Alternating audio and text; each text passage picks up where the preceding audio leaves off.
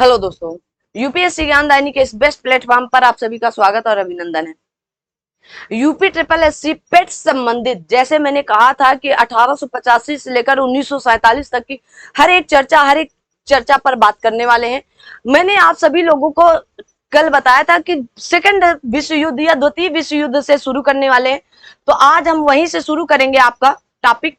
और इससे पहले यहां तक की सारी कहानी आपको बता रखे हैं, आपको सिर्फ ये सुनने हैं। अगर आपने वास्तव में सुनकर इनको अप्लाई कर लिया तो आपका क्वेश्चन नहीं छूटने वाला। यहां से क्वेश्चन आता ही आता है, खास करके यूपी ट्रिपल एससी ही नहीं, अदर एग्जाम में भी आप देखेंगे तो यहां से क्वेश्चन आपको देखने को मिलेगा। तो आइए चलते हैं।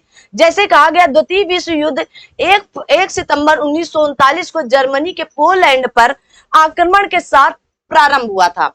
जर्मनी के कहां पर? पोलैंड पर आक्रमण कर दिया था, जो कि 6 वर्षों के बाद जापान के 6 वर्ष कितने बाद? 45 तक, है ना।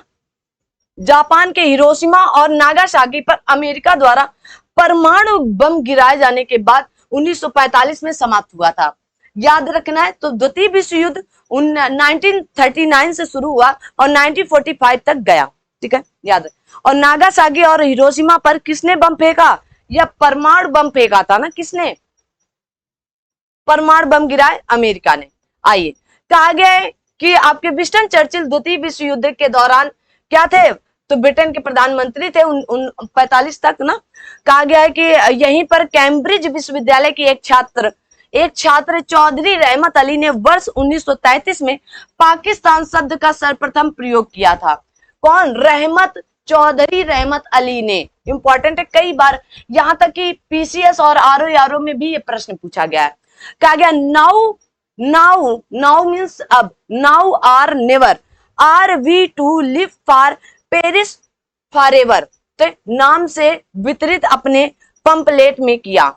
इंपॉर्टेंट है। कहा गया 22 से 24 मार्च 1940 तक मुस्लिम लीग का अधिवेशन लाहौर में हुआ। इसकी अध्यक्षता मोहम्मद अली जिन्ना ने किया था। वही जिन्ना था, है ना, जो भारत बटने या स्वतंत्रता करवा ली ना, भारत को बंटवा दिया, अपना पाकिस्तान ले लिया, वही है मोहम्मद अली जिन्ना। लाहौर अधिवेशन में भारत से अलग एक मुस्लिम राष्ट्र पाकिस्तान की मांग की गई, ठीक है। कहा गया सरोजिनी नायडू ने मोहम्मद अली जिन्ना को हिंदू मुस्लिम एकता का दूत कहा था। किसको? मोहम्मद अली जिन्ना को, ठीक है। जवाहरलाल नेहरू ने अपनी पुस्तक डिस्कवरी ऑफ इंडिया के पृष्ठ बताया गया कि पेज नंबर 352 पर उल्लेख किया है कि मोहम्मद इकबाल ने उनसे मुलाकात के दौरान कहा था कि आप नेहरू एक राष्ट्रभक्त है जबकि जिन्ना एक राजनीतिक है। तो किसने कहा था? तो मोहम्मद इकबाल ने यह बात कही थी। किससे? जवाहरलाल नेहरू जी ने अपनी पुस्तक डिस्कवरी ऑफ इंडिया में बताया है कि मोहम्मद इकबाल ने उनसे ये मुलाकात के दौरान कहा था कि आप, मतलब नेहरू जी एक राष्ट्रभक्त हैं जबकि जिन्ना एक राजनीतिक है। कहा गया व्यक्तिगत सत्याग्रह की शुरुआत 17 अक्टूबर 1940 को पूछा जाता है। व्यक्तिगत सत्याग्रह कब हुआ? तो 1940 को हुई। और इसमें प्रथम व्यक्तिगत सत्याग्रही कौन बने? तो विनोबा भावे जी बने थे। और द्वितीय कौन बने? तो पंडित जवाहरलाल नेहरू बने थे। कहा गया सर्वोदय शब्द का प्रयोग सर्वप्रथम महात्मा गांधी ने किया था। विनोबा भावे द्वारा गांधी जी के आदर्शों के प्रचार के लिए सर्वोदय समाज की स्थापना की गई थी।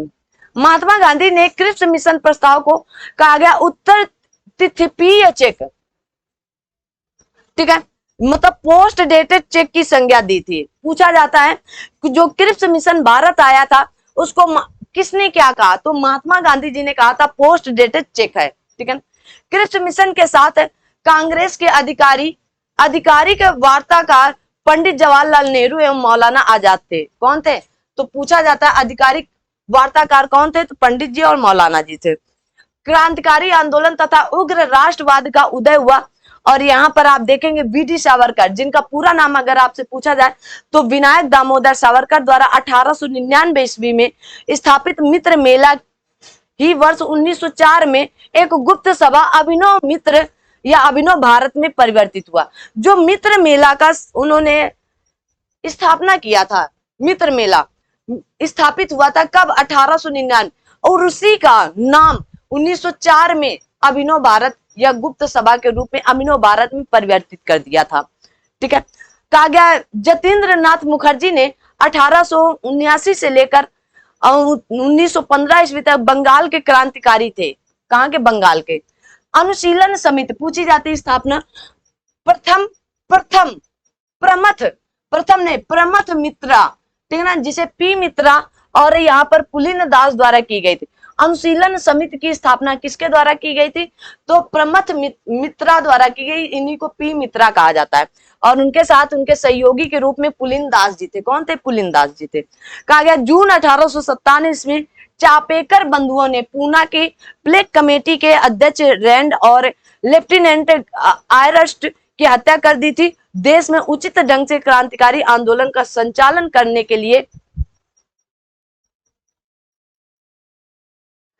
करने के उद्देश्य से अक्टूबर 1924 में युवा क्रांतिकारियों ने कानपुर में एक सम्मेलन बुलाया। कहां पर? कानपुर में। कब? 1924 में। इंपॉर्टेंट है, पूछा जाता है क्या? हिंदुस्तान रिपब्लिकन एसोसिएशन, इसी को शॉर्टकट में HRA कहा जाता है, नामक क्रांतिकारी संगठन की स्थापना तो कहां पर हुई थी? कानपुर में। कब हुई थी? 1924 में। हिंदुस्तान रिपब्लिकन एसोसिएशन 9 अगस्त 1925 को उत्तर रेलवे लखनऊ सहारनपुर संभाग के काकोरी नामक स्थान पर 8 down Saharanpur Lucknow passenger train पर डकैती डालकर सरकारी खजाना लूटा गया। यह घटना काकोरी कांड के नाम से जानी जाती है। कब लूटी गई? तो आप कहेंगे 9 अगस्त 1925। तो काकोरी कांड की घटना कब हुई? 9 अगस्त 1925 को हुई है। ठीक है, याद रखिए। कहा गया वर्ष 1928 में चंद्रशेखर आजाद के नेतृत्व में दिल्ली के फिरोज शाह कोटला मैदान में हिंदुस्तान, अब कब हुआ? 1928 में। पहले कब हुआ? 24 में। कहा? कानपुर में। अब कहा? तो आप कहेंगे दिल्ली में।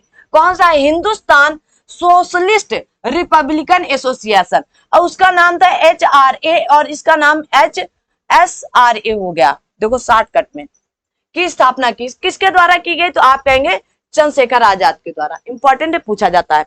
हिंदुस्तान सोशलिस्ट रिपब्लिकन एसोसिएशन के 2 सदस्य भगत सिंह और बटुकेश्वर दत्त ने 8 अप्रैल 1929 को केंद्रीय विधानसभा में बम फेंका और बम फेंकते हुए कहा, क्योंकि बम फेंक कर कि बैरो तुमको सुनाई नहीं दे रहा, तो हम बम फेंक कर आपको सुनवाने का प्रयास करते, सुनो मेरी बात, है ना। इन लोगों ने कहां पर बम फेंका था? विधानसभा में, असेंबली में।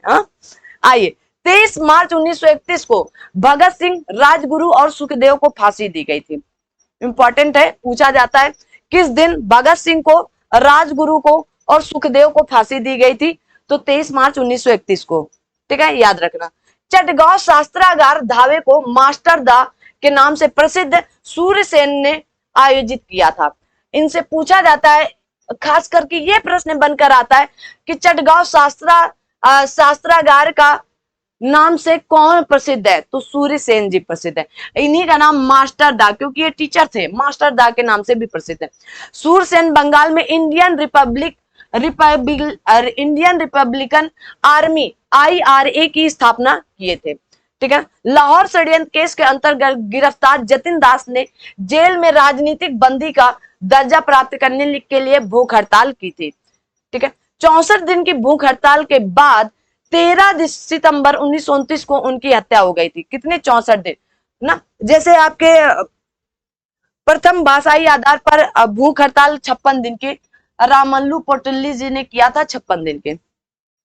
कहा गया निष्क्रिय विरोध के सिद्धांत पर प्रतिपादन अरविंद घोष ने अपनी पुस्तक वंदे मातरम में किया है।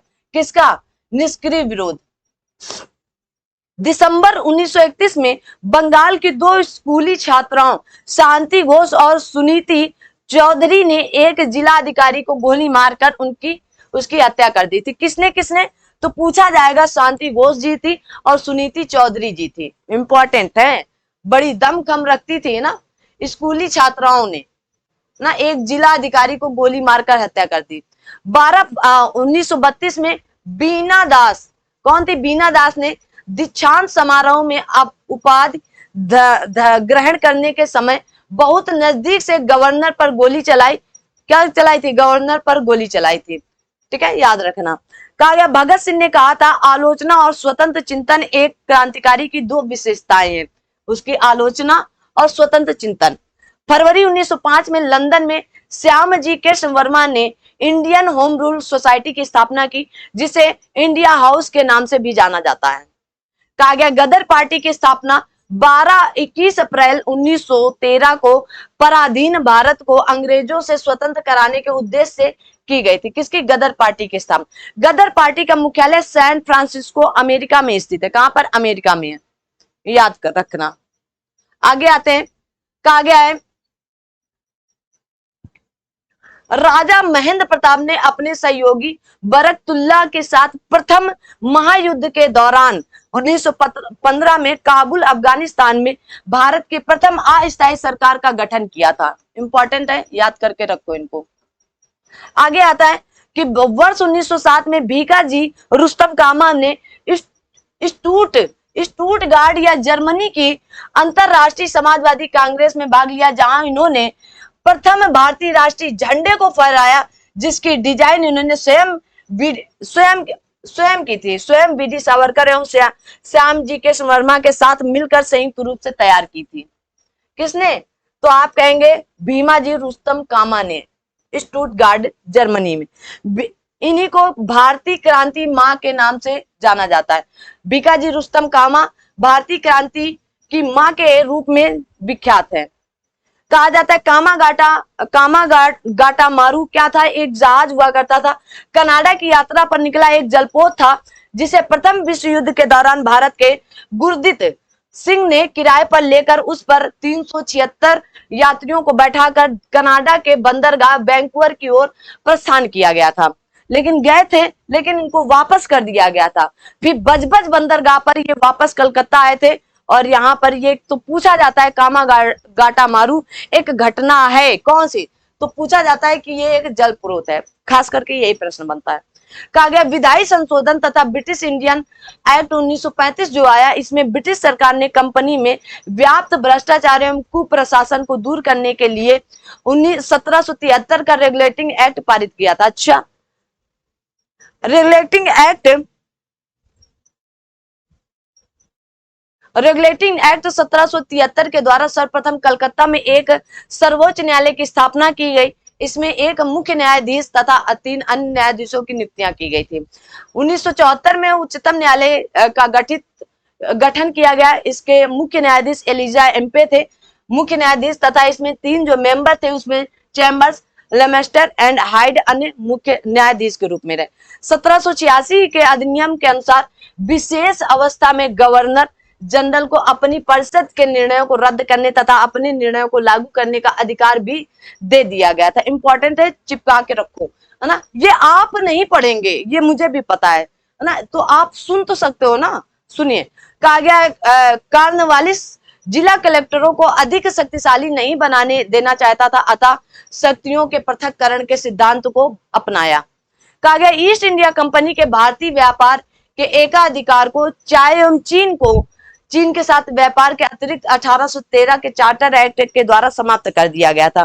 तो आपसे यह प्रश्न पूछा जाता है कि 1813 के चार्टर एक्ट से क्या क्या हुआ था, तो आप कहेंगे सारा भारतीय व्यापार के एकाधिकार को समाप्त किया गया था। एकाधिकार को आंशिक रूप से समाप्त किया गया था, क्योंकि यहाँ पर चाय और चीन देश और चाय छोड़ दिया गया था। ठीक है। 1813 के चार्टर एक्ट द्वारा भारत में शिक्षा में 1 लाख रुपए प्रति वर्ष खर्च करने का प्रावधान किया गया था।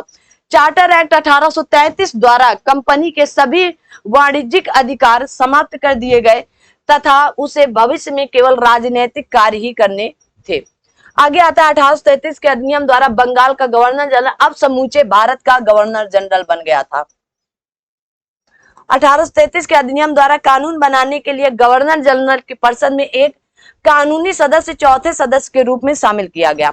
ये एक्चुअली जो ये ऊपर नीचे हो गया ना, ये हमारे सेट करने में हो गया ना, तो आप पढ़ लो, आपको तो पढ़ना ही है, वैसे भी पॉइंट वाइज ही है।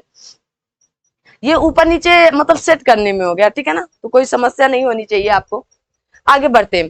कहा गया 1858 का के भारत सरकार अधिनियम, कहा गया गवर्नमेंट ऑफ इंडिया एक्ट 1858 द्वारा भारतीय प्रशासन का नियंत्रण कंपनी से छीनकर ब्रिटिश राज मुकुट को सौंप दिया गया। इंडियन काउंसिल एक्ट 1861 के द्वारा गवर्नर जनरल को अध्यादेश जारी करने की शक्ति प्रदान की गई। तो सर्वप्रथम कहां दी गई? 1861 में, जो अब आपके राष्ट्रपति 123 के द्वारा और आपके राज्यपाल 213 के द्वारा जारी करते हैं। ठीक है, आगे बढ़ते हैं। कहा गया ये अध्यादेश अधिकाधिक 6 माह तक लागू रह सकते हैं, ये भी याद रखना। 1861 के भारतीय परिषद अधिनियम द्वारा वायसराय की परिषद को कानून बनाने की शक्ति प्रदान की गई, जिसके तहत लॉर्ड कैनिंग ने विभागीय प्रणाली की शुरुआत की थी। भारतीय परिषद अधिनियम 1861 के द्वारा कानून बनाने के लिए वायसराय की कार्यकारी परिषद में न्यूनतम 6 और अधिकतम 12 अतिरिक्त सदस्यों की नियुक्ति से उसका विस्तार किया था। बॉम्बे, मद्रास और कलकत्ता उच्च न्यायालयों की स्थापना ब्रिटिश संसद द्वारा 1861 के भारतीय उच्च न्यायालय अधिनियम के तहत 1862 में की गई थी। इंपॉर्टेंट है, याद करके रखो। कहा गया मॉन्टेग्यू चेम्सफोर्ड की संस्तुति के आधार पर ही वर्ष 1922 से लेकर सिविल सेवा परीक्षा इंग्लैंड एवं भारत में एक साथ आयोजित करवाई गई थी। तो किसके द्वारा? Montagu Chelmsford. कब आया था? 1919 में आया था। कब आया था? 1919 में आया था। ठीक है, तो 1919 के संस्तुति के आधार पर 1922 में पहली बार सिविल सेवा इंग्लैंड और भारत में कराई गई थी। भारत में प्रांतों में द्वैत शासन का आरंभ कहा गया मॉन्टेग्यू चेम्सफोर्ड सुधार मतलब 1919 से प्रारंभ किया गया, जिसे भारत सरकार अधिनियम 1919 भी कहा जाता है। ठीक है, याद रखना। 1926 में भारत एक लोक सेवा आयोग का गठन किया गया। कहां पर? लोक सेवा आयोग का भारत में गठन किया गया। और सबसे पहले परीक्षा कहां पर हुई? इलाहाबाद में हुई थी। तब इलाहाबाद नाम था, इलाहाबाद में। और उसके बाद दिल्ली गया था। कहां पर? दिल्ली गया था। ठीक है, याद रखना। इसीलिए इलाहाबाद को सिविल सेवकों का गढ़ माना जाता है। ठीक है, 1935 के अधिनियम के तहत लोक सेवा आयोग के स्थान पर संघीय लोक सेवा आयोग का गठन हुआ। कब? 1935 के अधिनियम के तहत। वर्ष 1937 संघीय लोक सेवा आयोग ने ब्रिटिश लोक सेवा आयोग से स्वतंत्र परीक्षा आयोजित कराना प्रारंभ किया। जब स्वतंत्र परीक्षाएं हुई तो कहां हुई? सबसे पहले इलाहाबाद में। 1950 में संविधान के लागू होने के बाद संघीय लोक सेवा आयोग का नाम बदलकर संघ लोक सेवा आयोग रखा गया, यूपीएससी जिसे कहते हैं। 1935 के अधिनियम के द्वारा प्रांतों में द्वैत शासन समाप्त कर प्रांतों को स्वायत्तता प्रदान की गई और केंद्र में द्वैत शासन लागू कर दिया। तो 1919 में क्या था कि आपके प्रांतों में द्वैत शासन था, लेकिन 1935 में प्रांतों का द्वैत शासन समाप्त किया गया और केंद्रों पर द्वैत शासन लगाया गया। वर्तमान का भारत का वर्तमान संवैधानिक ढांचा बहुत कुछ 1935 के अधिनियम के आधार पर चल रहा है। 1935 अधिनियम के बारे में जवाहरलाल नेहरू ने कहा था, एक कार जिसमें ब्रेक तो है पर इंजन नहीं है। किसने कहा था? जवाहरलाल नेहरू। कथन पूछा जाता है। कहा गया भारतीय राष्ट्रीय कांग्रेस ने अपने लखनऊ अधिवेशन 1936 में भारत सरकार अधिनियम 1935 को अस्वीकार किया था। पंडित जवाहरलाल नेहरू ने भारत सरकार अधिनियम 1935 को गुलामी का अधिकार या दास्ता का आज्ञा पत्र बताते हैं। कौन? जवाहरलाल नेहरू जी। उसकी कठोर आलोचना की गई है। ठीक है, आगे आते हैं। भारत छोड़ो आंदोलन, आजाद हिंद फौज तथा नेताजी सुभाष चंद्र बोस के बारे में क्या क्या जानकारियां, आइए देखते हैं।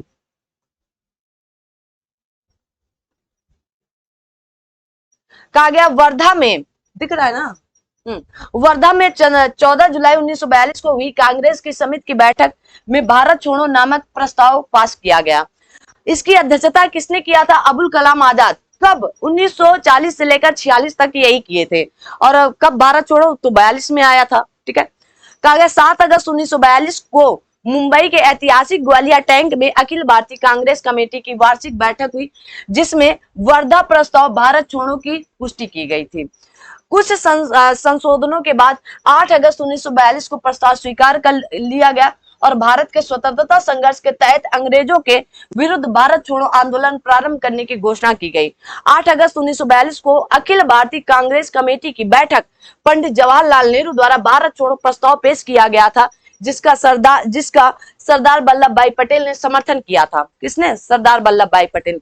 भारत छोड़ो आंदोलन कब आया? तो 1942 में आया। पूछा जाता है ये प्रश्न आपसे खूब।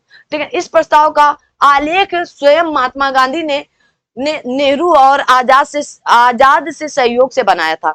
Hindu Mahasabha, communist party of India और कहा गया यूनियनिस्ट पार्टी ऑफ पंजाब एवं मुस्लिम लीग ने भारत छोड़ो आंदोलन का समर्थन नहीं किया था। आप पीवाईक्यू करेंगे तो आपसे ये प्रश्न पूछा जाता है। तो हिंदू महासभा नहीं किया था, कम्युनिस्ट पार्टी ऑफ इंडिया नहीं किया था, और आप कहेंगे यूनियनिस्ट पार्टी ऑफ पंजाब नहीं किया था, मुस्लिम लीग ने भारत छोड़ो आंदोलन का समर्थन नहीं किए थे ना।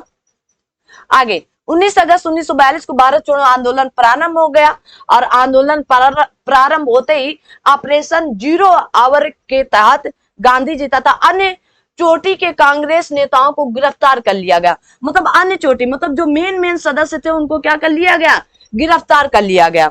गांधी जी को गिरफ्तार कर सरोजिनी नायडू सहित पूना के आगा खां पैलेस में रखा गया। भारत छोड़ो आंदोलन के समय भारत का प्रधान सेनापति लॉर्ड वेवेल था। कौन था? लॉर्ड वेवेल थे, ठीक है ना। आगे कहा गया है कि भारत छोड़ो आंदोलन के दौरान मुंबई के विभिन्न भागों से कांग्रेस का गुप्त रेडियो प्रसारित किया जाता था, जिसे मद्रास तक सुना जा सकता था, ठीक है। राम मनोहर लोहिया नियमित रूप से इस रेडियो का प्रसारण करते थे। कहा गया उषा मेहता कांग्रेस के भूमिगत रेडियो का संचालन करने वाली छोटे से दल की एक महत्वपूर्ण सदस्य थी, मतलब महिला थी, ठीक है। कौन? उषा मेहता, याद रखना। महात्मा गांधी के भारत छोड़ो आंदोलन के दौरान अमेरिकी पत्रकार लुई फिशर महात्मा गांधी के जीवनी कार्य इन्होंने इनके साथ थे, ठीक है। कहा गया भारत छोड़ो आंदोलन के दौरान जयप्रकाश नारायण ने हजारीबाग के सेंट्रल जेल में फरार होकर भूमिगत गतिविधियों की संगठित किया। मोस्ट इंपॉर्टेंट है। तो कहां से ये भागे थे? जयप्रकाश हजारीबाग से, ठीक है। हजारीबाग से ये भागकर और इन्होंने भूमिगत होकर वर्क किया था। आगे बढ़ते हैं। कहा गया भारत छोड़ो आंदोलन 1942 के दौरान मुंबई में कांग्रेस सम्मेलन को संबोधित करते हुए गांधी जी ने भाषण दिया था। उसके बारे में पटाभी सीतारामैया ने लिखा है कि वास्तव में गांधी जी उस दिन अवतार एवं पैगंबर की प्रेरक शक्ति से प्रेरित होकर भाषण दे रहे थे। तो मतलब देश की बात थी यार, ललकार रहे थे, और ललकार होनी चाहिए ना, देश के लिए लड़ रहे थे, तभी तो इन्होंने कहा था। आइए सुनते हैं इनकी बात।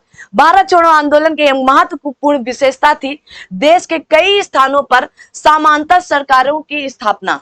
क्या? सरकार की समांतर सरकार की स्थापना। बलिया में, जैसे बलिया याद रखना, और सतारा मोस्ट इंपॉर्टेंट है। बलिया अगस्त 1942 में चित्तू पांडे के नेतृत्व में तामलुक या मिदनापुर बंगाल दिवस 1942 से लेकर 1940 तक यहाँ कहा गया जाति सरकार के तूफान पीड़ितों की सहायता के लिए कार्यक्रम प्रारंभ थे। और यहीं पर सतारा में 1943 के मध्य से लेकर 45 तक यहाँ सबसे लंबे समय तक चलने वाली सरकार थी। यहाँ पर प्रति सरकार के नाम से समांतर सरकार स्थापित की गई। इसके प्रमुख नेता आपके वाईबी चरण एवं नाना पाटिल थे। इंपॉर्टेंट है। बीमारी के आधार पर गांधी जी को 6 मई 1940 को रिहा कर दिया गया था। विंस्टन चर्चिल ने गांधी जी के रिहाई के संबंध में कहा है कि जब हम हर जगह जीत रहे, ऐसे वक्त में हम एक कम वक्त बुढ़े के सामने कैसे झुक सकते हैं जो हमेशा हमारा दुश्मन रहा है।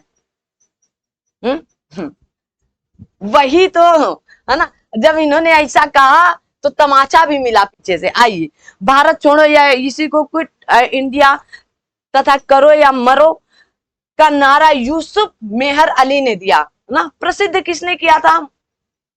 आप कहेंगे महात्मा गांधी जी ने।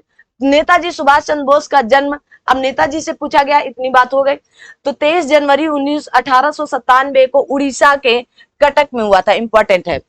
कहा गया सुभाष चंद्र बोस को 1938 में भारतीय राष्ट्रीय कांग्रेस का अध्यक्ष बनने के बाद गुरुदेव रविन्द्रनाथ टैगोर द्वारा शांति निकेतन में देश नायक की उपाधि से सम्मानित किया था। इंपॉर्टेंट, किसने? रविन्द्रनाथ टैगोर ने।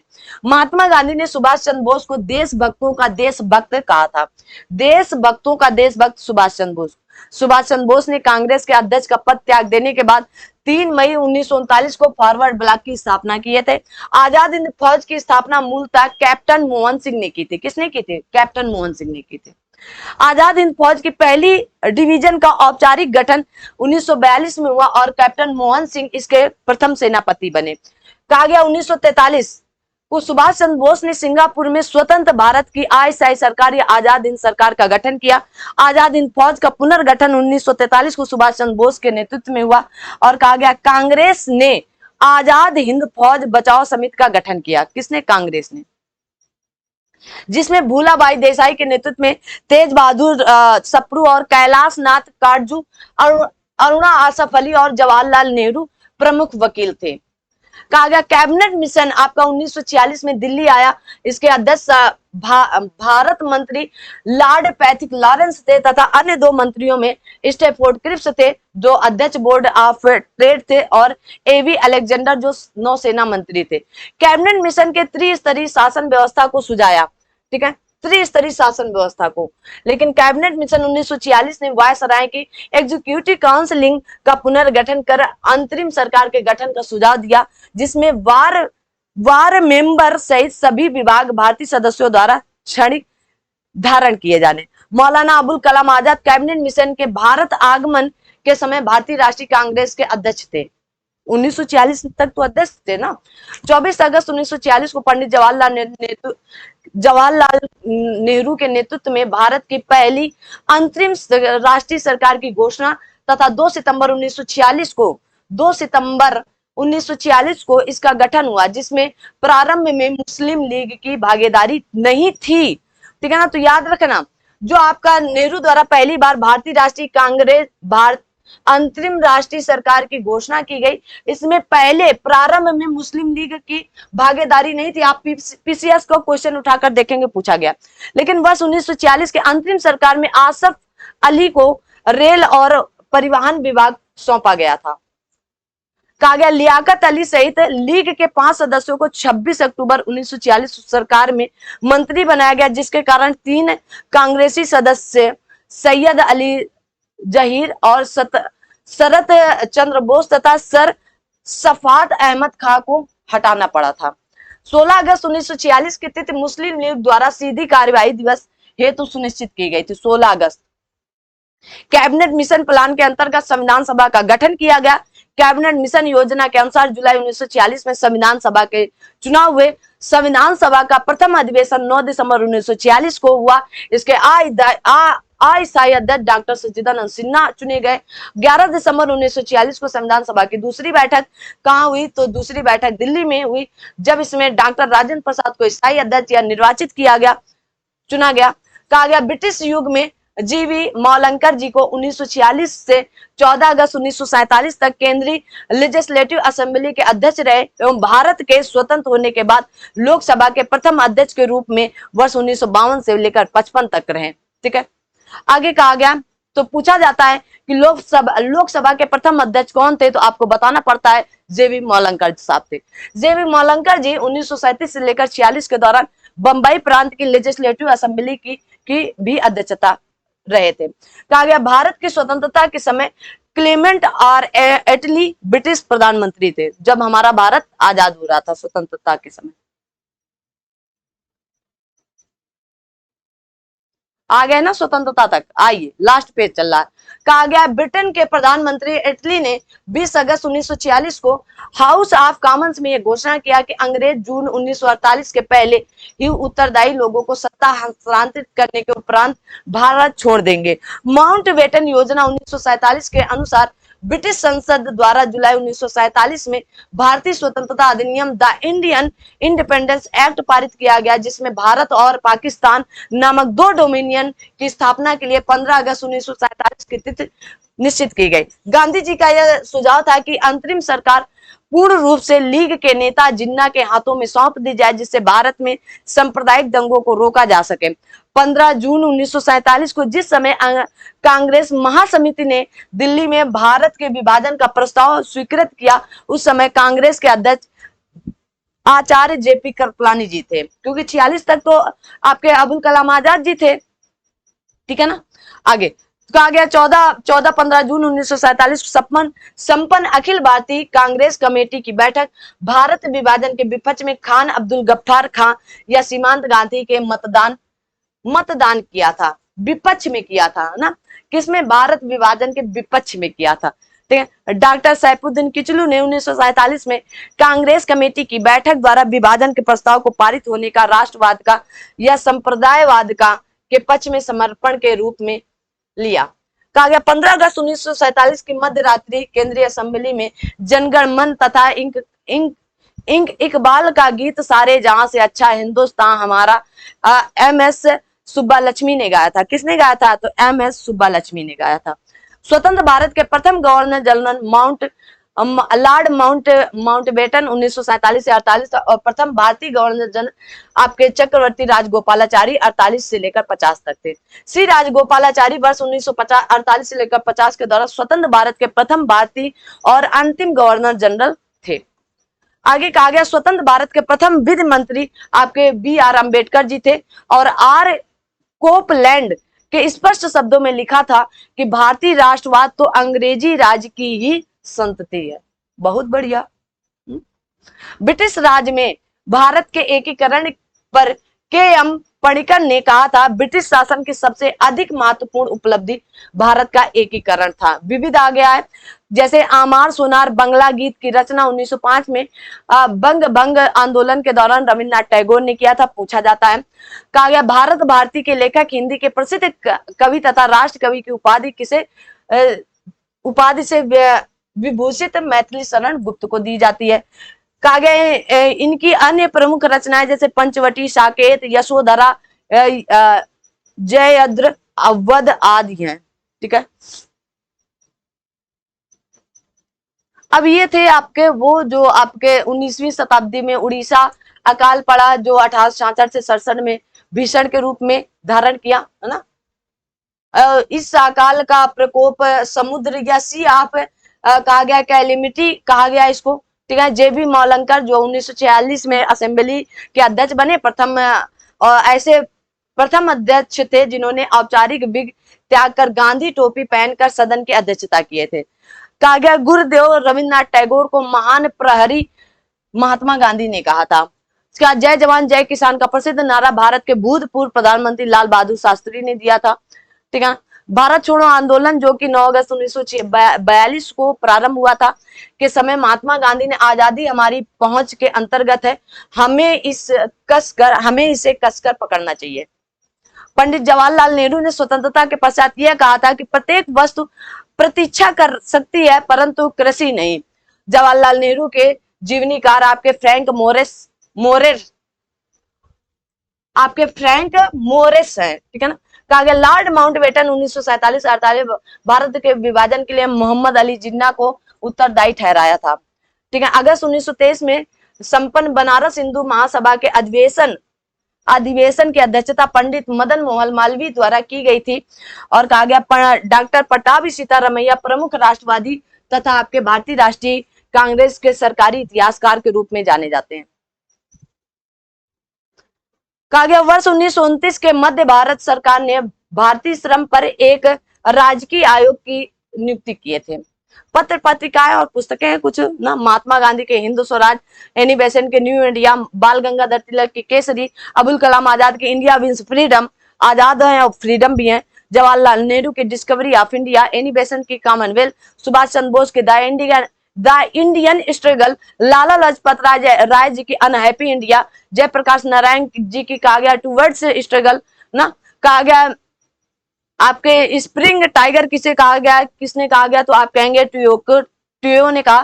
फिलिप्स टालबॉट ने कहा अमेरिकन विटनेस 2 और राजेंद्र प्रसाद की इंडिया डिवाइडेड है और आपके रफीक जकारिया जी की the man who divided India है और धर्म भारती की अंधा युग है। क्या है? अंधा युग है। ये लास्ट पेज था।